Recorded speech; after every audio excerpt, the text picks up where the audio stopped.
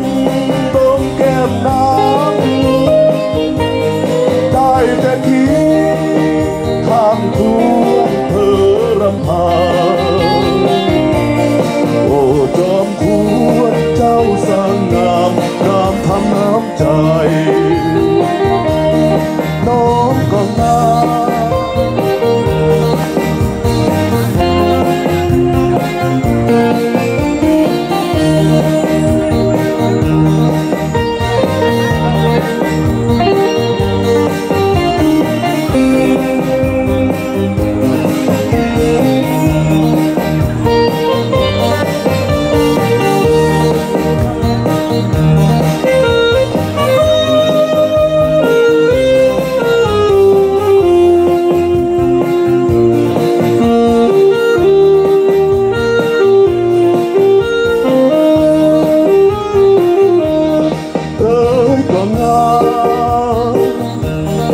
น้องก็งามจะหักไปดีเอ้ยน้ำงามงามแท้งามมีเสน่ห์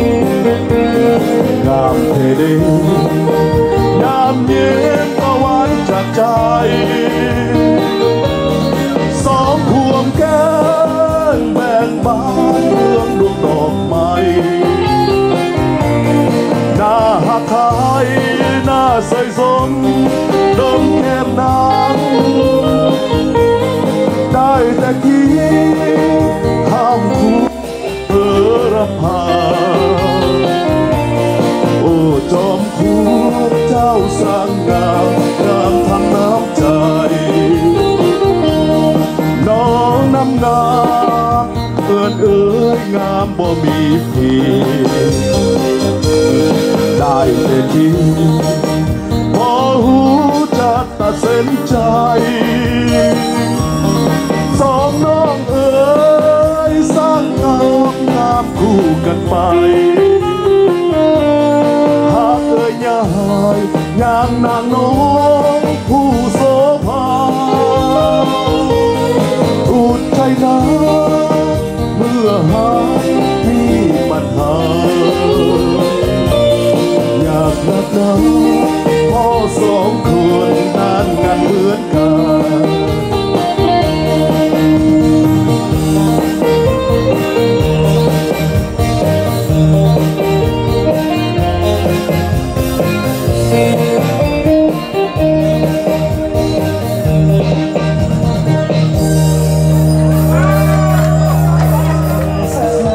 ทุกเผ่า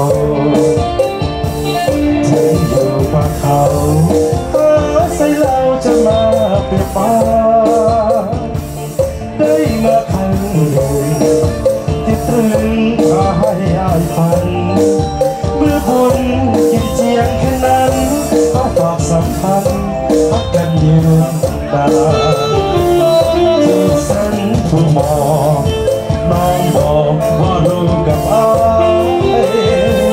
รู้นี้ทั้งตายบอกขายเพียงคำสาบานอย่าเลยไกลจากภาพโน้นขึ้นสู่ยินจันทร์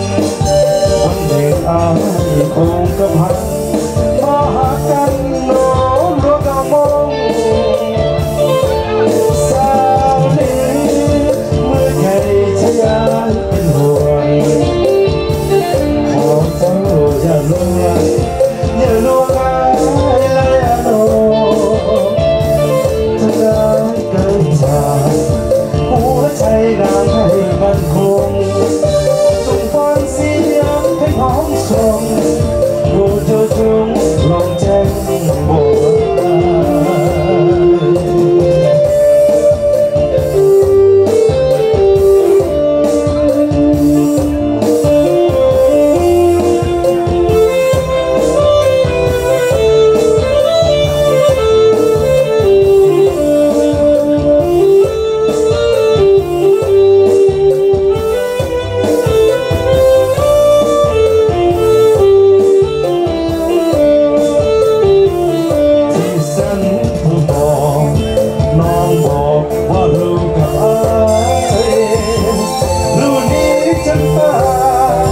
บุคคลคือคำสาบานอย่ามาใครจากพาน้องขึ้นสู่ยันจันทร์วันหนึ่งได้คงกระพันว่าหากันน้องเมื่อเรามองว่าสาเดีเมื่อใจจะยังเป็นห่วงขอเจ้าอย่าลวงอย่าลวงง่ายและโดนน้องก็ตามหน้าเปลือขายเกลือหนังสือข้าวแกงบ้านของพี่อยู่ที่กาฬสินธุ์สันตัวยังอิงอยู่สมวนสอน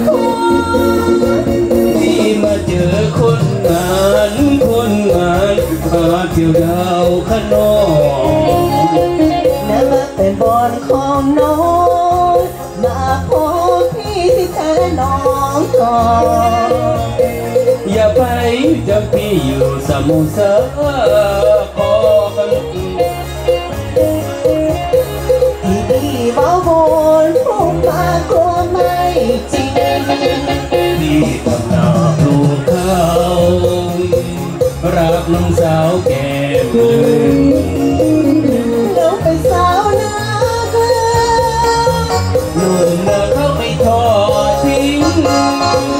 ถ้าพี่จะไปขอพ่อจะว่ายังไง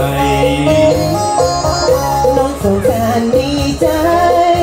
ถ้าพี่ไปขอน้องจริงหนุ่มนาข้าวรับรองไม่ทอดทิ้งถ้ารักน้องจริงอย่าทิ้งสาวนาเลย Happy New Year เส้นสตูนะโอเคเอาผ่านเลยกูชี้เลยนะผ่านเลยกูเจ้านะโอเค